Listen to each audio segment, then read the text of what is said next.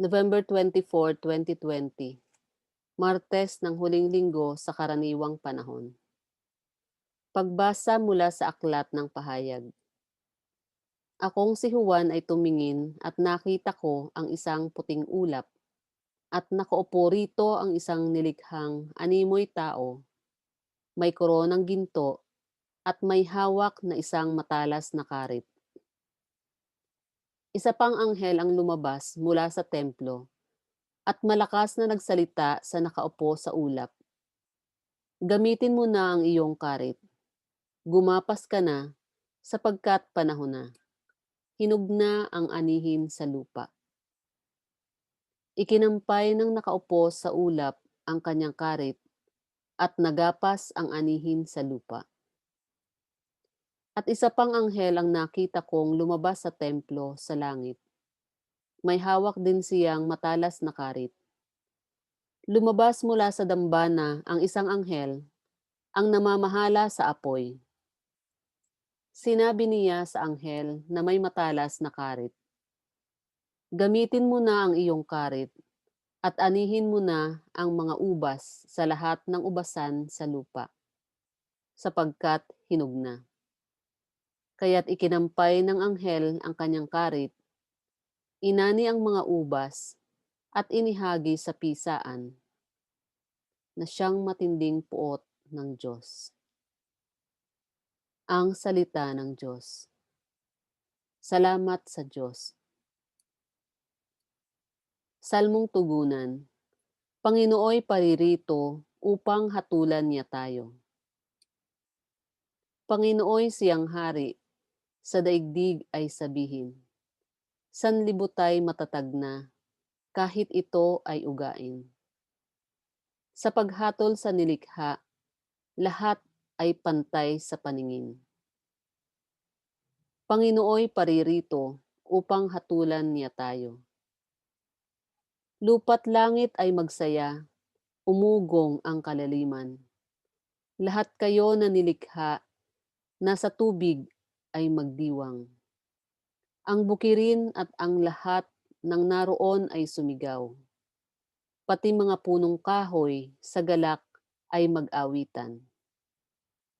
Panginooy paririto upang hatulan niya tayo.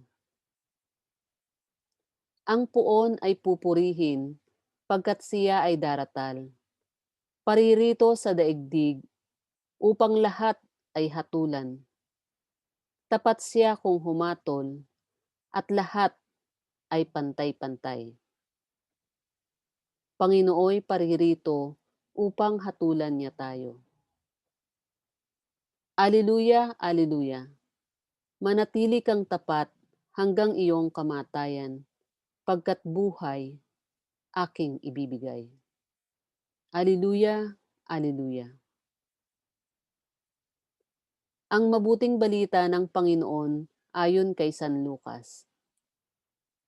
Noong panahong iyon, pinag-uusapan ng ilang tao ang templo, ang kahangahangang mga bato na ginamit dito, at ang mga palamuti nito na inihandog ng mga tao.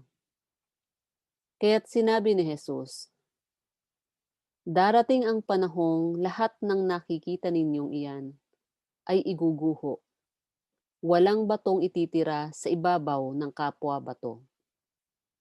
Tinanong nila si Jesus, Guro, kailan po ito mangyayari? At ano ang magiging palatandaan na ito'y magaganap na?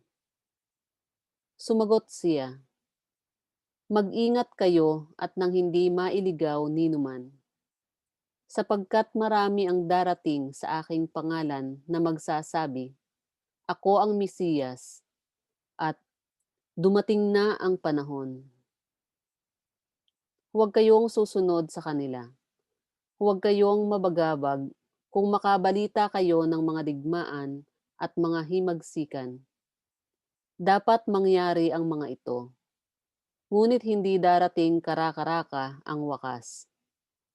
At sinabi pa niya, makikipagdigma ang bansa laban sa kapwa bansa at ang kaharian sa kapwa kaharian. Magkakaroon ng malalakas na lindol magkakagutom at magkakasalot sa iba't ibang dako. May lilitaw na mga kakilakilabot na bagay at mga kagilagilalas na tanda buhat sa langit. Ang mabuting balita ng Panginoon. Pinupuri ka namin, Panginoong Hesukristo.